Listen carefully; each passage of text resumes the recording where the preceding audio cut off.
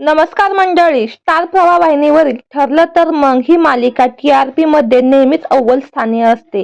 या शो मध्ये सायली अर्जुन सोबतच खलनायिका साकारणाऱ्या प्रियाने सुद्धा प्रेक्षकांची मनं जिंकून घेतली आहेत. खलनायिका म्हणून ती चांगलीच प्रसिद्धीस आली आहे. मात्र तिच्या बाबतीत सध्या एक धक्कादायक बातमी समोर आली आहे. तिने अचानक शो सोडला आहे.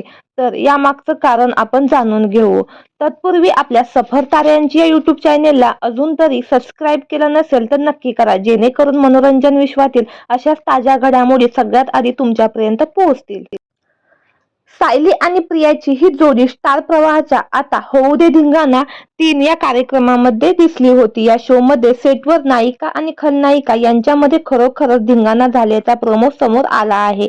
होळी विशेष भागानिमित्त स्टारच्या नायिका विरुद्ध खलनायिका असा एपिसोड रंगला. परंतु इथे एका मुद्द्यावरून दोन्ही गटामध्ये प्रचंड भांडणं जुंपली.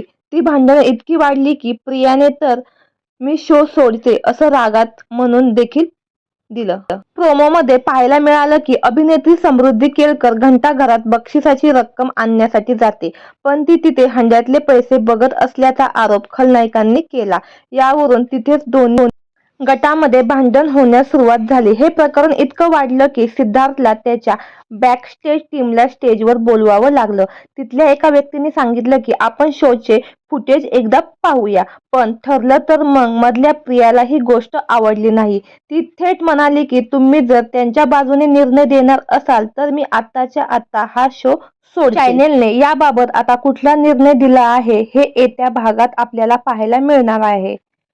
प्रिया तेंडुलकर यांच्या कामाबद्दल बोलायचं झालं तर ती सध्या ठरलं तर मग या मालिकेत खलनायिकाचे मुख्य पात्र साकारत आहे आणि ते प्रेक्षकांना प्रचंड आवडत आहे.